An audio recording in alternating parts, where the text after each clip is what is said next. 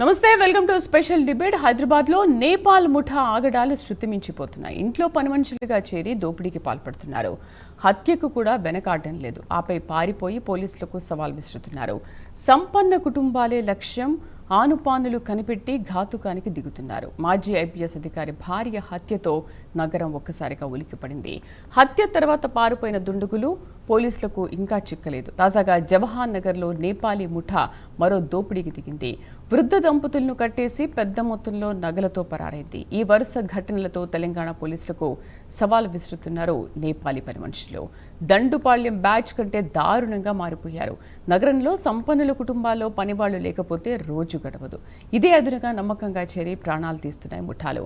గతంలో హైదరాబాద్కు ఏపీలోని పలు ప్రాంతాల నుంచి పనివాళ్లు వచ్చేవారు. గడిచిన దశాబ్ద కాలంగా ఏపీ నుంచి పనివాళ్ల రాక సమస్య తీవ్ర రూపం దాల్చింది.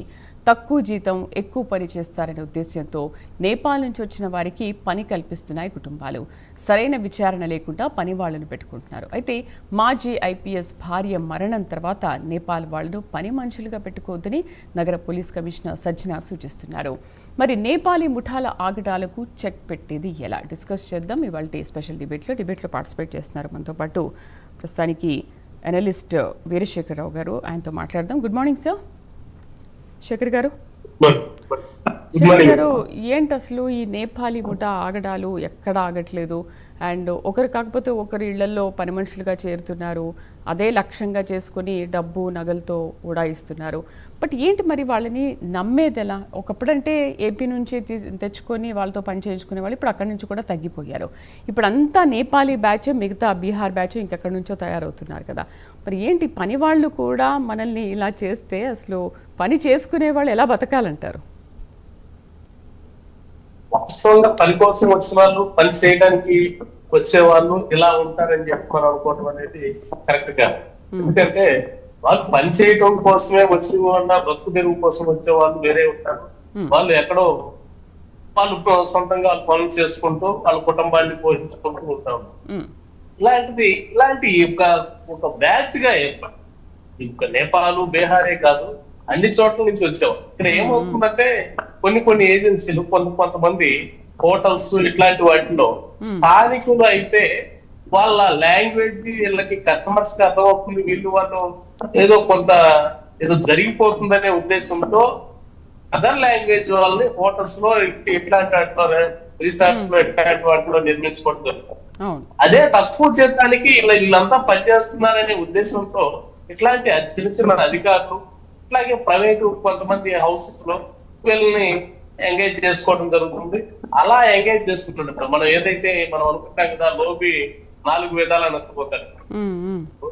అట్లా మనం తక్కువ కోసం ఆశపడి ఏదో మనం తక్కువకి వస్తారు, తక్కువ పని చేస్తారు, వీళ్ళతో పక్క వాళ్ళతో ఎవరితో కాంటాక్ట్ ఉండదు, వీళ్ళతో ఇబ్బంది ఉండదు అని చెప్పి మనం అనుకుంటాం. కానీ ఇట్లా ఏంటంటే వాంటెడ్ గా వచ్చేవాళ్ళు వీళ్ళు ఏంటంటే కావాలని మన మీద మనం తీసుకొస్తున్నామని మనం అనుకుంటాం. కానీ మన దగ్గర జాయిన్ అవడానికి వాళ్ళు మార్కెట్ లో ఉన్న వాళ్ళకు వచ్చే రెమ్యునరేషన్ కన్నా చాలా తక్కువ ధరకు వీళ్ళు పనిచేయడానికి ఒప్పుకుంటారు.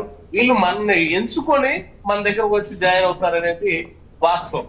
అంటే ఇది ఎలా కనిపెడతారు? ఇప్పుడు మనము వాళ్ళని కనిపెట్టడం అనేది అంత ఈజీ కాకపోవచ్చు, బట్ వాళ్ళకి ఎలా తెలుస్తుంది ఓకే వీళ్ళు ఇలా ఉన్నారు, వీళ్ళు ఇంట్లో పని చేస్తే మనం పూర్తిగా దోచుకోవచ్చు అనేది?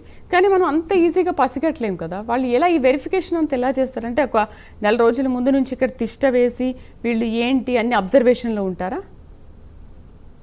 వాళ్ళు ఖచ్చితంగా కొంత ఇన్ఫర్మేషన్ వాళ్ళ దగ్గర ఉంటుంది. ఎవరైతే బయట తిరుగుతా ఉంటారో, ఎవరైతే ఈజీగా ఎక్కువ ఆస్తి ఉందని చెప్పి వీళ్ళ దగ్గరికి వెళ్తే ఈజీగా మనం పట్టుకోవచ్చు, వీళ్ళని ఈజీగా మనం క్యాచ్ చేయొచ్చు అని వాళ్ళు అభిప్రాయపడతారు.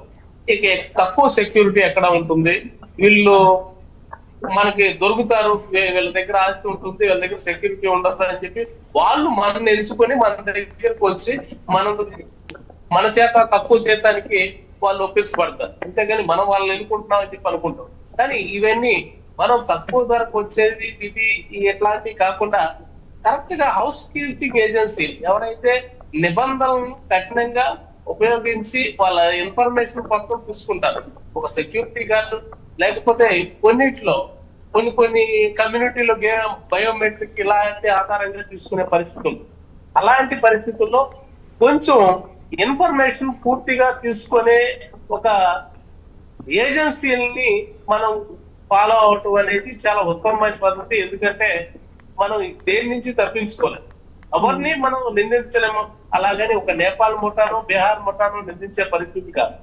కానీ మనం వాళ్ళ నుంచి తప్పించుకోవాలి, ప్రతి ఒక్క దీని నుంచి ఆ పూర్తి సేఫ్టీ కావాలి అంటే ఖచ్చితమైన మంచి ఏజెన్సీ నుంచి వాళ్ళ దగ్గర పూర్తి ఇన్ఫర్మేషన్, ఆ ఫ్యామిలీ గురించి ఆ వ్యక్తి గురించి పూర్తి ఇన్ఫర్మేషన్ ఉంటేనే వాళ్ళని పనిలో పెట్టుకోవడం అనేది మొత్తం అని చెప్పి మనం అనుకుంటాం. రైట్, మనతో పాటు పూర్ణచంద్రరావు గారు కూడా జాయిన్ అయ్యారు, మాజీ. రైట్, మళ్ళీ వస్తారు సార్. ఏంటంటే ఇప్పుడు వీళ్ళు ఇలా చేయడం వల్ల అంటే ఇక్కడ పోలీసుల వైఫల్యం చెందిందా, లేకపోతే లా అండ్ ఆర్డర్ అనేది పూర్తిగా కంట్రోల్లో లేకుండా పోయిందా, అంటే ఎలా అనుకోవాలి? రైట్, శేఖర్ గారు మళ్ళీ పూర్ణచంద్రరావు గారు వచ్చారు లైన్లోకి. నమస్తే సార్, గుడ్ మార్నింగ్. నమస్కారం. పూర్ణచంద్రరావు గారు ఏమంటారు? మాజీ ఐపీఎస్ భార్యని హత్య చేయడం జరిగింది అంటే ఇక్కడ పోలీసుల వైఫల్యం అనుకోవచ్చా, లేకపోతే అసలు హైదరాబాద్లో లా అండ్ ఆర్డర్ అనేది పూర్తిగా నిలిచిపోయింది అనుకోవాలా? ఇన్ని హత్యలు జరుగుతున్నాయి కదా, ఇప్పుడు ఓన్లీ మాజీ ఐపీఎస్ భార్యనే కాదు, అంతకు ముందు నుంచి కూడా చాలా చాలా సంఘటనలు జరుగుతున్నాయి. ఇలాంటి ముఠా ఎన్నో కూడా బయటకు వస్తున్నాయి. మళ్ళీ తరచు ఇలా జరుగుతున్నప్పటికీ కూడా ఇటువంటి చర్యలు ఎందుకు తీసుకోవట్లేదు? లా అండ్ ఆర్డర్ ఏం చేస్తుంది అనుకోవాలి?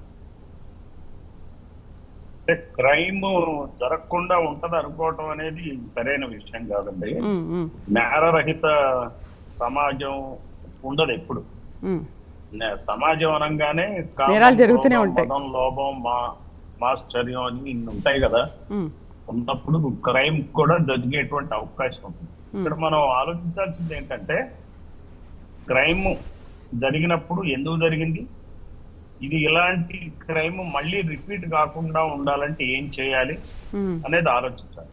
సో పోలీసు శాఖ పరంగా మరి ఇవన్నీ బాగా ఆలోచించే చేస్తారు.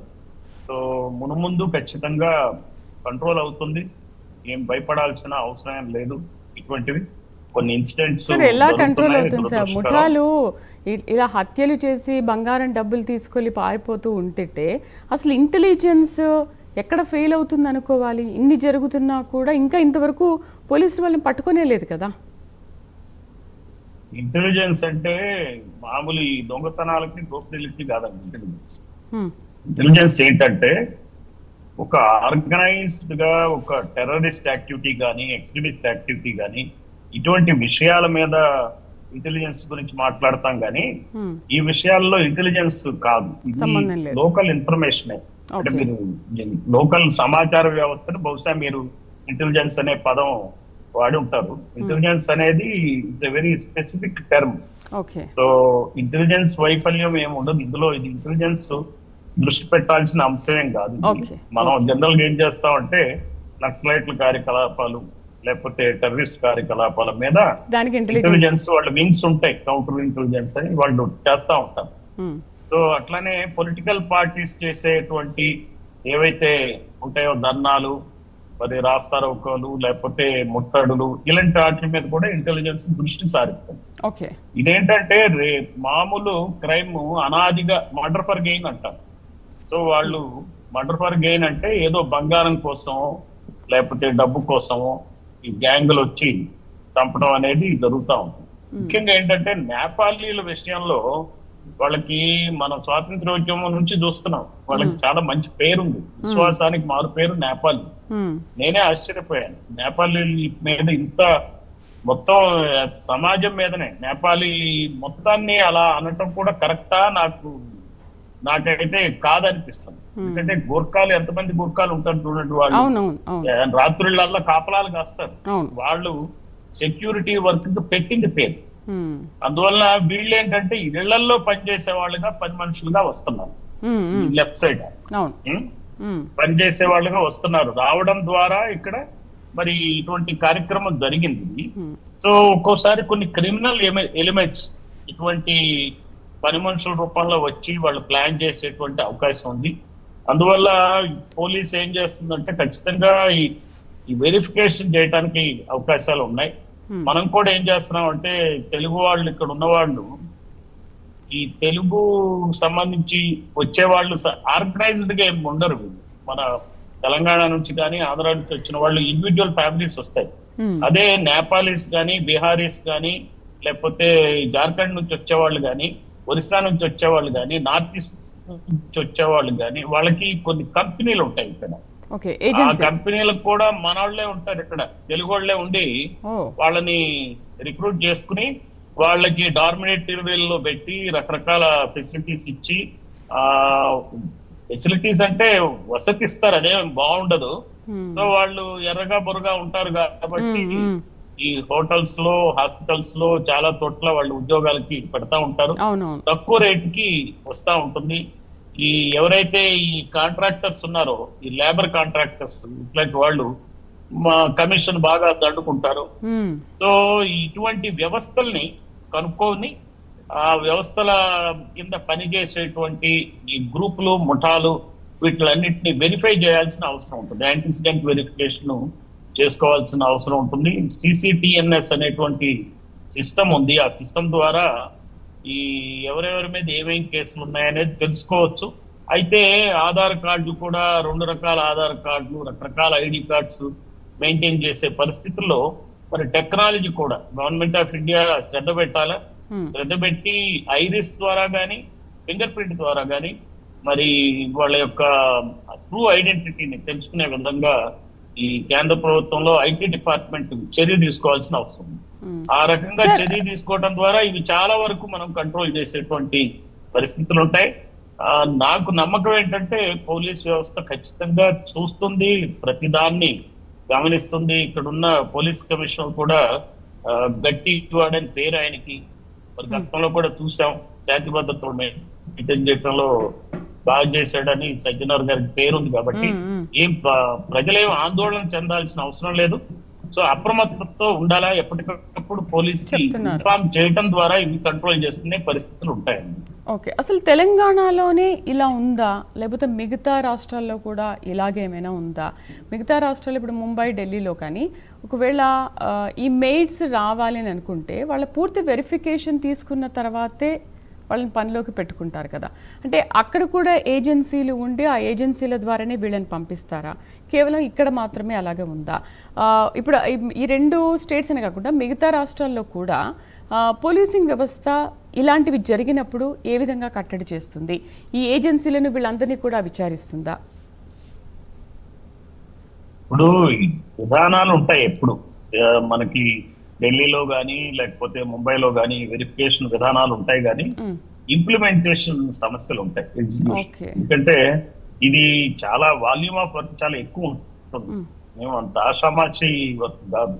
ఇప్పుడు మన ఇక్కడ సిటీలోనే 1 crore పీపుల్ ఉన్నప్పుడు 1 crore పీపుల్ అంటే ఎన్ని కుటుంబాలు? 25 లక్షల కుటుంబాలు. 25 లక్షల కుటుంబాల్లో కనీసం 4-5 లక్షల కుటుంబాలు ఇలా ఎంప్లాయ్ చేసుకునేటువంటి అవకాశం.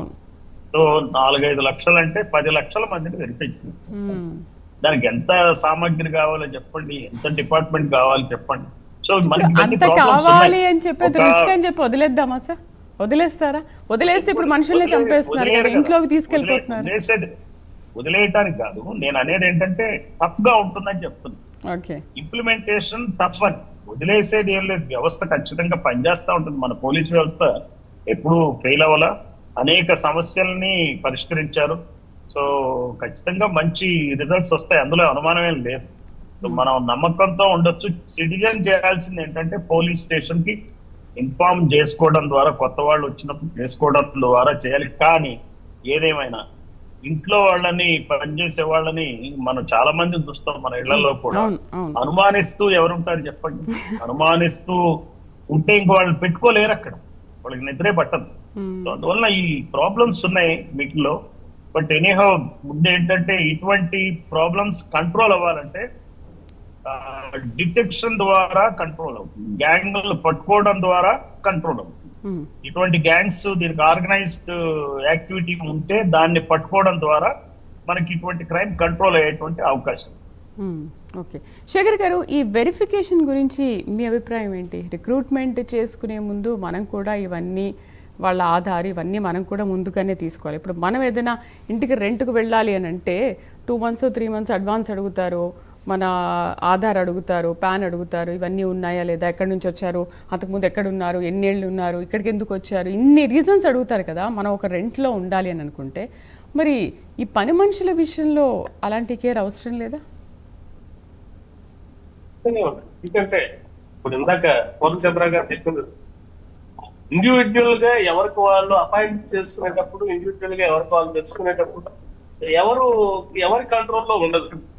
ఒక ఆర్గనైజేషన్ క్రైమ్ అయితే ఒక ఆర్గనైజ్డ్ గా ఏదైనా క్రైమ్ చేస్తున్నా, ఆర్గనైజ్డ్ గా ఏదైనా ప్లాన్ చేసినా ఒక డిపార్ట్మెంట్ నుంచి కానీ వెళ్ళి కానీ వాళ్ళ ఒక ఇన్ఫర్మేషన్ ఉంటుంది. అలా కాకుండా ఇండివిజువల్ గా వ్యక్తులు చేసేదానికి, వ్యక్తులు నియమించుకునేదానికి వాళ్ళు ఎవరు కూడా ఏ ఇంటెలిజెన్స్ పనిచేయలేదు. కాబట్టి మనం వ్యక్తుల్ని నియమించుకునేటప్పుడు ఇంట్లో హౌస్ కీపింగ్ కి కానీ లేకపోతే ఇంట్లో పని చేయడానికి పిలిపించేటప్పుడు కానీ ఖచ్చితంగా దానికి సంబంధించిన ఏజెన్సీలు అది రిజిస్టర్డ్ ఏజెన్సీలా కాదా అనేది ఒకసారి చెక్ చేసుకోవచ్చు. దీనికే కాదు, ఇంకా ఏదైనా సర్వీస్ ఇంట్లో ఏసీ రిపేర్ కానివ్వండి, ఇంకా ఎట్లాంటివి యజమాని వచ్చేసి డ్యూటీకి వెళ్తా ఉంటారు, ఇంట్లో పిల్లలు ఉంటారు, పెద్దవాళ్ళు ఉంటారు, ముసలాళ్ళు ఉంటారు. ఇలాంటి పరిస్థితుల్లో ఎవరిని పడితే వాళ్ళని పిలవకుండా, ఏదో తెలిసిన అతను ఫోన్ నెంబర్ తీసుకుని ఇచ్చేయకుండా కరెక్ట్ గా రిజిస్టర్డ్ ఏజెన్సీలకి వాళ్ళ రెఫరెన్స్ తో వాళ్ళకున్న వాళ్ళ దగ్గర పూర్తి డేటా ఉంటుంది, పంపించే వ్యక్తికి వాళ్ళు దానికి బాధ్యులై ఉంటారు. కాబట్టి అలాంటి వాళ్ళనే మనం ఎంచుకోవాల్సిన అవసరం ఉంది. ఇలాంటి పరిస్థితులు ఇక ముందు కూడా అన్ని చోట్ల, ఒక ఏపీ ఒక్కటే కాదు, ప్రతి చోట కూడా ఇదే పరిస్థితి ఉంటుంది. ఆర్గనైజ్డ్ గా మనం ఆర్గనైజేషన్స్ ఏదైతే ఏజెన్సీలు ఉంటాయో వాళ్ళ దగ్గర ఇన్ఫర్మేషన్ ఉందా లేదా అనేది మనం కనుక్కొని నియమించుకోవడం అనేది బెటర్. అలాగే ప్రతి సర్వీస్ కూడా ఏజెన్సీల నుంచి, ఇంకా రిజిస్టర్డ్ ఏజెన్సీల నుంచే పిలిపించుకొని పనులు చేయించుకోవాలి. కానీ మనుషులు లేని టైంలో ఇంట్లో పెద్దవాళ్ళు లేకపోతే ఆడవాళ్ళు పిల్లల్లో ఉంటే పరిస్థితి దారుణంగా ఉంటుంది వాళ్ళు పనిచేయడానికి. తక్కువకు వస్తున్నారు లేకపోతే ఇండివిజువల్ గా ఉంటున్నారు, ఎవరో తెలిసిన వాళ్ళు చెప్పారు అని చెప్పి మనం రిఫర్ తీసుకొని పనిలో పెట్టుకుంటే తర్వాత బాధ్యత ఆ వ్యక్తులే, ఆ కుటుంబమే అనుభవించాల్సి ఉంటుంది అనేది వాస్తవం. కాబట్టి ఆర్గనైజ్డ్ గా ఏదైనా పూర్తిగా బాధ్యత ఈ వ్యక్తులు చేసే పనులకి దాని వెనక ఒక ఆర్గనైజేషన్ ఉంది, వాళ్ళు దీనికి బాధ్యత వహిస్తారు అని చెప్పి మనకు తెలిసినప్పుడు మాత్రమే ఇలాంటివి మనం పూర్తి చేసుకోవాల్సిన అవసరం ఉందని చెప్పి నేను అనుకుంటాను. అయితే మనము ఇంట్లో ఉన్నప్పుడు, సీనియర్ సిటిజన్స్ ఉన్నప్పుడు, ఇప్పుడు ఇంతకుముందు వృద్ధ దంపతులను కట్టేసి వాళ్ళ ఇంట్లో ఉన్నవన్నీ ఎత్తుకెళ్లారు అనే ఒక న్యూస్ కూడా అప్పుడు వచ్చింది. ఇప్పుడు మనం కూడా మాట్లాడుకున్నాం దాని గురించి. ఎస్పెషల్లీ సీనియర్ సిటిజన్స్ ఉన్నప్పుడు ఏంటి, ఎలాంటి జాగ్రత్తలు వహించాలి తెలియదు వాళ్ళకి. పాపం వాళ్ళని కట్టేసి కొట్టేశారు కదా, తీసుకెళ్లిపోయారు కదా, మరి అలాంటి వాళ్ళు ఏంటి? మనం చెప్పేది కూడా అదే, ఎవరినో తీసుకొచ్చి మన పేరెంట్స్ దగ్గర వాళ్ళని పెట్టేస్తే వాళ్ళు మనం వీళ్ళు ఎక్కడో అమెరికాలోనో ఎక్కడో పనిచేసే పరిస్థితి, వాళ్ళు చూసుకుంటారని చెప్పి అనుకుంటారు.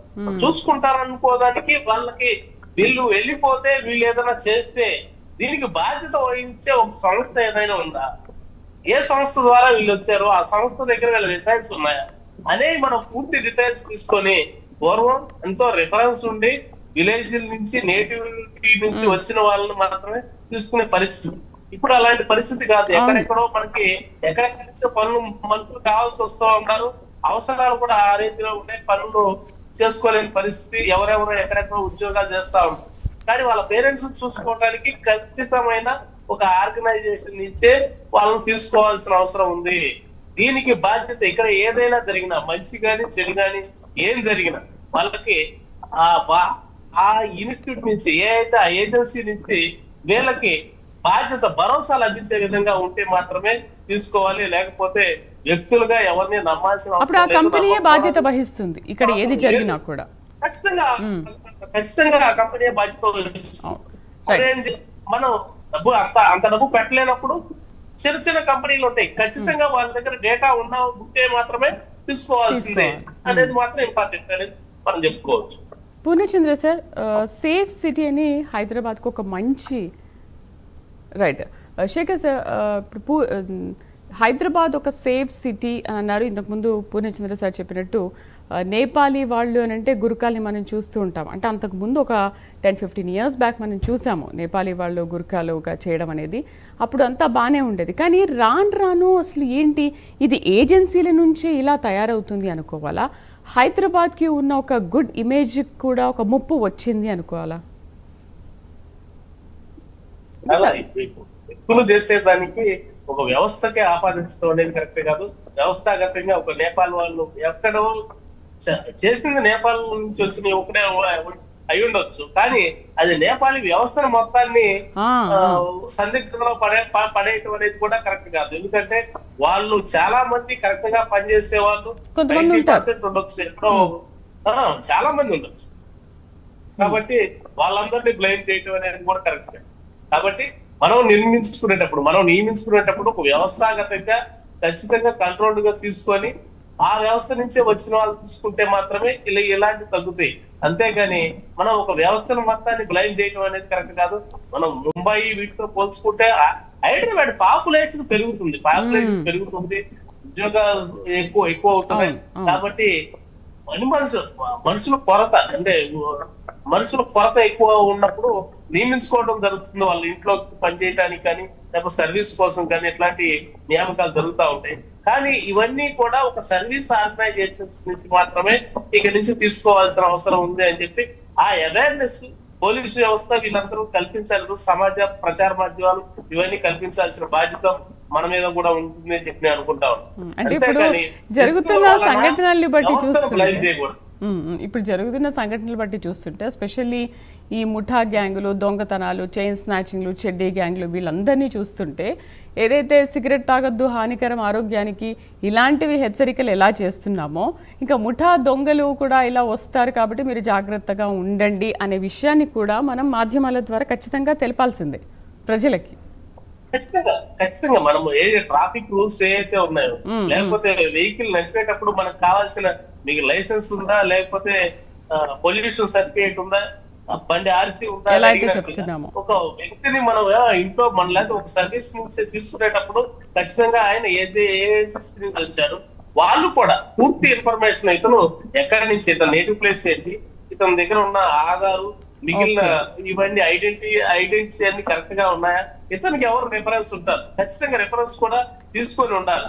వాళ్ళ ఏజెన్సీలు కూడా వ్యక్తుల్ని నమ్మి ఎవరిని పడితే వాళ్ళని జాయిన్ చేసుకుంటే తర్వాత ఏజెన్సీని మనం బ్లైమ్ చేసిన ఉపయోగం ఉండదు. నేరం జరిగిన తర్వాత మనం ఏది చేయలేము. వ్యక్తులు పట్టుకున్నా కూడా ఇక్కడ జరిగిన నష్టం అనేది జరిగిపోతా ఉంటది. కాబట్టి నేరం జరగకుండా ఉండటం కోసం మనం అందరం ఇట్లాంటి ముందు చూపు చర్యలు, ఇలాంటి ప్రికాషన్స్ తీసుకోవాల్సిన అవసరం ఉందని చెప్పి నేను అనుకుంటాను. అంటే మాజీ ఐపీఎస్ ఆఫీసర్ ఇంట్లోకి వెళ్ళాలి అంటే కూడా చాలా భయపడే పరిస్థితులు ఉంటాయి. అలాంటి వాళ్ళ ఇంట్లోకి వెళ్ళి వాళ్ళ భార్యను చంపేశారు అంటే మామూలు విషయం కాదు కదా సార్. ఇప్పుడు మన మామూలు ఇంట్లో పనిచేయడానికి వెళ్ళడం వేరు, అలాంటి ఆఫీసర్స్ ఇంట్లో వెళ్ళి పనిచేయడం వేరు కదా. అంటే కాంటాక్ట్స్ ఎలా వస్తాయి, అంత ఈజీగా ఎలా నమ్మేస్తారు వీళ్ళు కూడా?